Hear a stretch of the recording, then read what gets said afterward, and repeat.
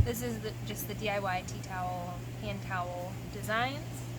This is the summer print of houseplants. So here we have directions. They are very large, so very easy to read. And then we have these beautiful prints, as you can see.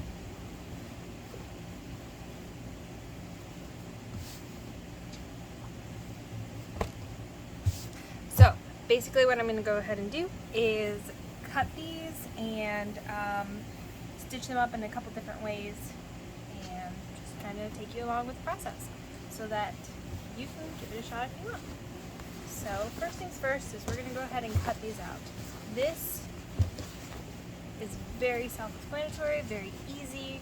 It's simply cut rectangles on these dotted lines.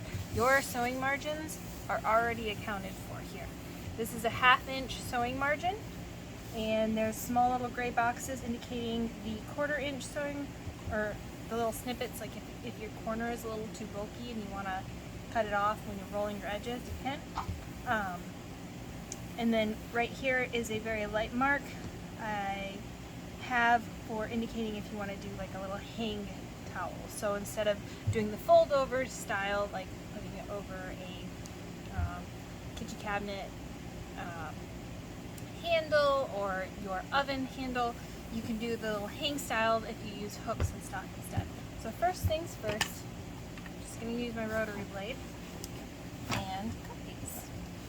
And this is written right here.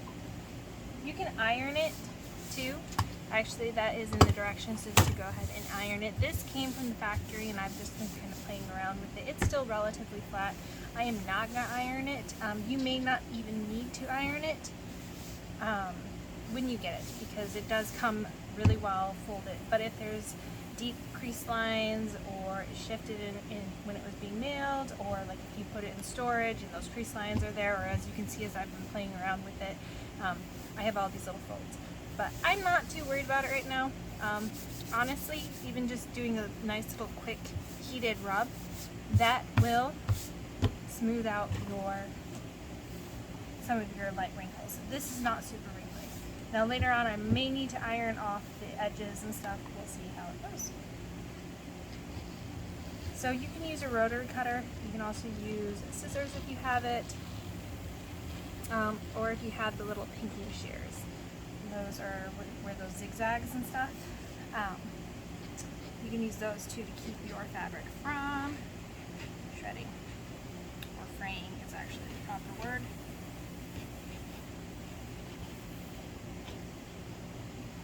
My blade might need to be cut sharpened because it's not cutting as well.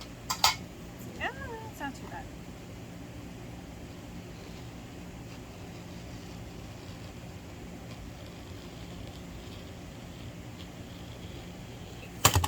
Okay, so got that one cut off. So once that one's cut out, and you cut out all of the rest,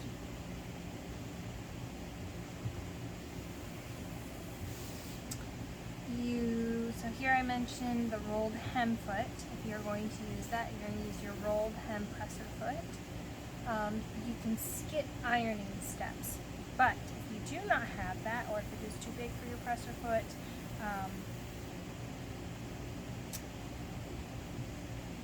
or if you need it to be bigger, you can always cut extra too. But along the seam allowance, you would fold a 1/4 edge. Now this is if you're going to be ironing. If you're going to be ironing, like I said, I already have little squares marked. You can easily line those little squares up and just do a quick little fold here. This is if you do not have a rolled hem thing. You would iron these, and this is going to give you the single-sided print, but also give you a nice clean border, and it will encapsulate all of your frayed edges. Sometimes with these stiff fabrics, if you just do a little run over with your fingers, you can get lucky and get a little fold in. This fabric right here, this linen, this works really well to do this, which will make your work process faster. So fold that, and then you can fold it over again. Just do a smidgen too big. You're gonna line it up basically just like that. If you like that, go ahead and take some of your pins. I'm going to do it so that it's going to run along with that. You can take clips if you have them. So we'll do them again on this side. You can see even this little dash mark here is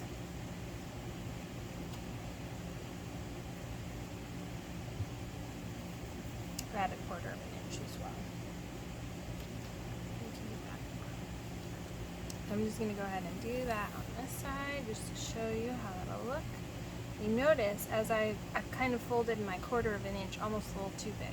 So when I go to fold it the second time to capture all those loose fraying edges, you see I'm trying to just line it up. Here's my fabric print, and there's a color line. You'll see a little bit better in this light.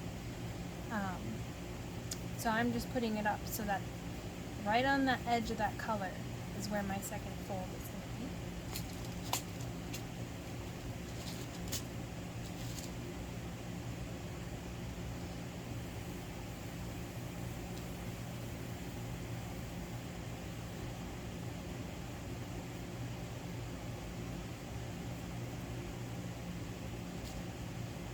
This is just eyeballing it.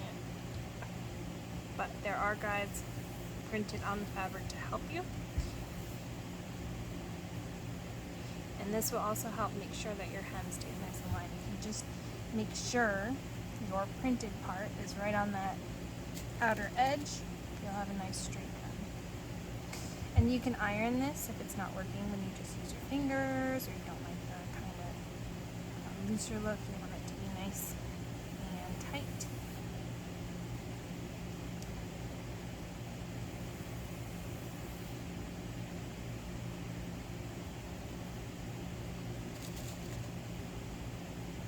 You can put as many or as little pins as you need to for your project, because this is yours and you're the one working on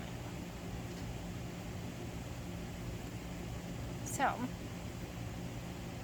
I'll put one more.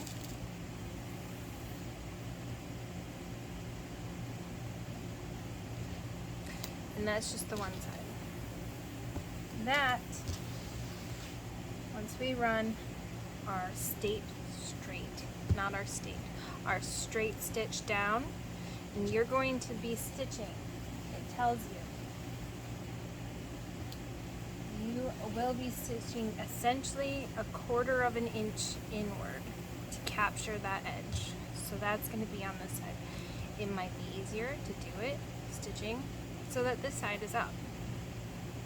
So you would stitch through the sewing machine, running straight through this, keeping it nice in line, or you can stitch on this side.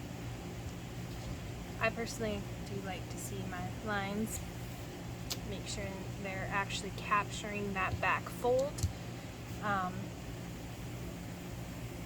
Yeah, it's going to be pretty tight too because it's right on that edge. So you can do a straight stitch, you could do a zigzag stitch, and then you would absolutely guarantee that you're catching that. You can use a color matching thread, you can use a contrasting thread. It is your choice. I think what I might do is I may potentially go with the green. I might be fortunate enough to have just enough to catch all these sides. But I usually like contrasting threads because I like to see the work, the seam work. But it is your choice. You could go with the yellow. You could go with something that's not even on here. You could go with a red. A red would be really pretty. Or an orange. Really anything. It's your choice. And again, you can do a straight stitch, you can do a zigzag stitch, you can do one of those other decorative stitches. The biggest thing that you're going to be trying to do is capturing that fold. You just want to make sure it is enclosed and not going to come apart and fray on you. And that'll look really nice. So then you'd have your finished towel, all finished, and we'll just pretend that it is. And then let's say you're ready to put this over your oven. Well, I'm going to start by folding it that way. Start by folding it this way, and your oven handle, not like on the oven.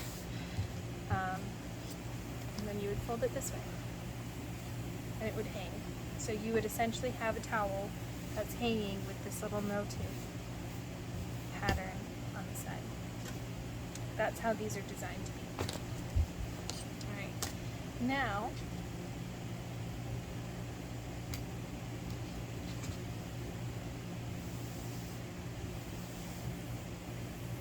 so I mentioned that there are little corners. There's lightly printed are these gray boxes. If your corners, so when I go to fold this side, for example, I'll do it this way. So normally what I would do is I would do both sides and then I would fold this. But for this sample, I'm going to go ahead and show you. So what might happen, there's our 1/2 inch. All the way there's our 1/2 inch. We're going to fold in 1/4 of an inch. That should be pretty easy. You can kind of see the print. You line up those dash marks. We're going to fold it. Just going to do a quick, simple heat press to show you. So that is just using the pressure and the heat from our fingers just to create a very quick little press line. Then you would go to fold again, capturing that corner. But you might notice, this one's not as bad, but you might notice that this corner is thick. Also be sure when you do fold that you're capturing all those little fray edges in there. But this might be too thick for some machines or for your preference. So what you can do is there is a little gray cutout. You can just cut out this little corner right here. So I'm going to go ahead and show you what I mean.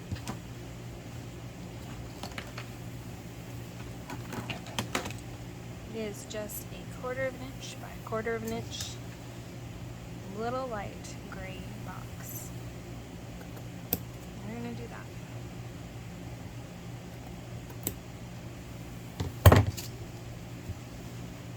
Now, again, it's not needed. This is more preference, or if your machine is just not able to stitch through that thick of material. So now when I go to roll it over, make sure you're getting all those loose threads in there. So you notice it's not even bothering changing what you do. Now you have a slightly thinner corner. You're not going to have that thick bulk. Your machine will likely be able to go through it easy. And we'll see. In. There you go. So your corner is going to be just a little bit thinner. That is just a quick little trick, clipping the corners to help with the bulk. So you could do that with all 4 corners. Alright. On to the next.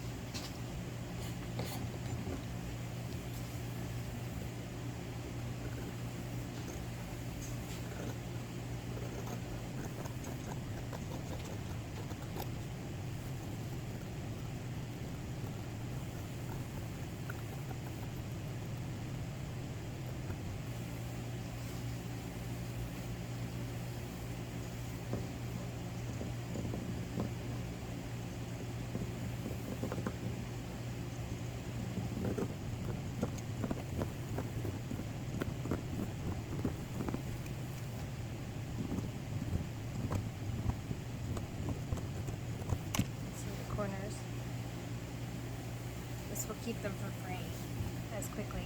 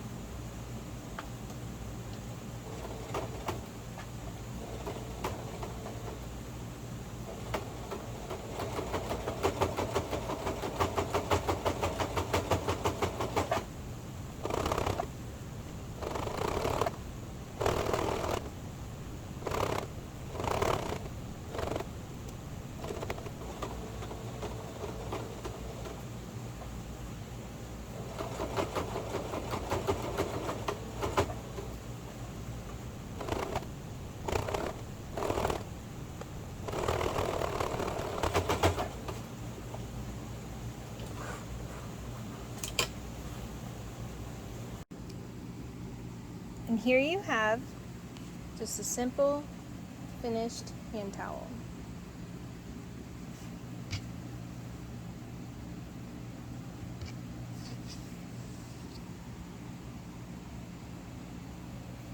Alright, so this one looks quite like it's missing something.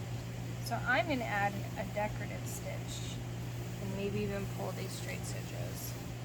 My machine did not like the corners the way I was doing the corners. So I might run a decorative stitch across this. Not necessarily this one, but maybe like a squared one. I don't know. This just looks so pretty together. Alright, so I'm going to mess around with that.